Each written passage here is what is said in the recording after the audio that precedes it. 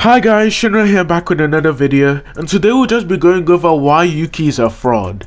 And if you like this type of videos where I don't really script it, I just say what's on my mind, then please remember to like and subscribe, and let's get into it.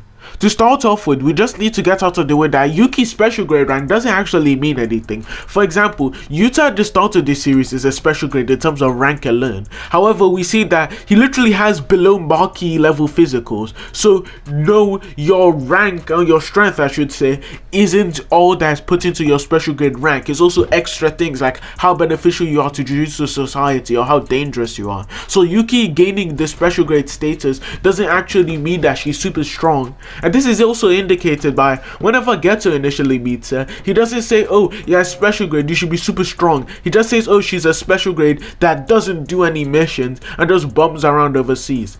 Then we also need to get out of the way that pre-RCT Gojo might actually be faster than her or stronger than her, or he could be her in a fight, whatever way you want to interpret what I'm about to say.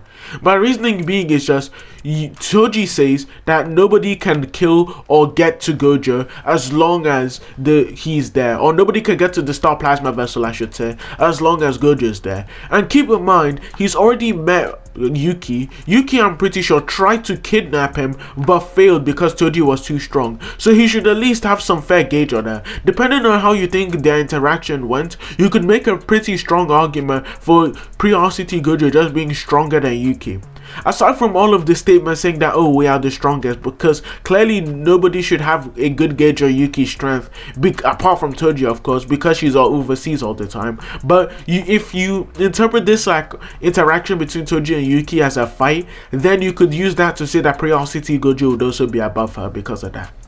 The other thing I want to say is I'm going to give credit where credit is due, unlike I did for Yuta, because there is no credit to be given there because he sucks in terms of strength, right?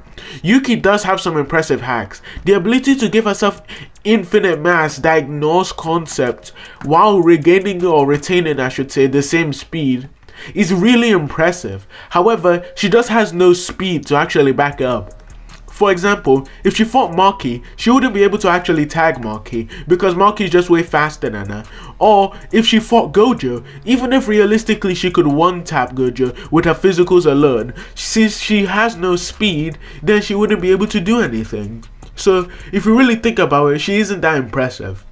Alongside that, I need to get out of the way that she doesn't actually scale to Kenjaku. Not only is there no actual evidence that he was taking the fight seriously, the only piece of proof that people use to say that she scales to him, quote unquote, is the fact that he punched, or he got punched in the face. Keep in mind, he tanked it, even though this attack should have infinite AP, by the way. He tanks it and no-sells it, even though he needs to heal his arms. But he's able to take attacks from this Yuki, but the only reason he gets hit by her is because he doesn't know that she's going to have infinite AP. He just blocks her attack because it's the safer option, since he doesn't know what her attack is going to do. So really, if you think about it, she doesn't actually scale to him in speed, because the only other time she lands an attack is when he's baiting her in for maximum Uzumaki, and nothing implies that he'd be going all out during that exchange, especially when you could say that, oh, he just needs to focus to use his maximum Uzumaki, which would imply that he had divided attention or something. You can pull off a Demon Slayer argument for that one, but hey, it doesn't really matter too much. Aside from that, she just performed really badly against Kenjaku. Kenjaku is able to swap hands with her, block her, while she's getting held down by Garuda. Keep in mind that he can also still use her technique to his fullest capability on Garuda, and it reduces in terms of mass whenever she goes to heal herself, which temporarily weakens her. Another point I want to touch up on is that was really odd, but another point I want to touch up on is the fact that people say that because Yuki healed herself, therefore she'd be weakened throughout the rest of the fight. This is a super disingenuous argument, because to say that because someone heals themselves, therefore they'd be weaker substantially at least, is to also agree that Shoko, the healer person, I can't forget their name, has more cursed energy than a special grade. For you to say that because you heal yourself, you would make her substantially weaker to cope that Kenjaku's just beating her up, right? You have to admit that Shoko would have more cursed energy than her. Since Shoko's constantly healing people, she should be healing people more often than Yuki does, right? So clearly that's just completely false. I don't know why people have that misconception. Like nothing, even like Yuki's own statements, nothing actually implies that she gets weaker physically. All that implies is that her cursed energy, or her cursed technique I should say, just becomes temporarily weakened. Obviously it would, because she isn't focusing completely on it. But it doesn't matter too much to her scaling anyway.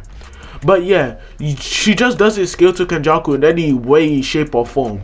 Another point I want to touch on is literally just the fact that people say that, oh well, if she used her domain, then she would have beaten Kenjaku because she's able to stand up to him with a simple domain. No, all Kenjaku says is that would be more interesting, and if that implies that, oh, she'd be able to give him a tougher contest, just because she's able to give him a tougher contest doesn't mean she'd actually press Kenjaku to every extent. That's like me fighting a 4-year-old and me fighting an adult and saying the adult would be stronger or give me a tougher fight. That doesn't mean I'd actually struggle against the adult. It just means one is above the other.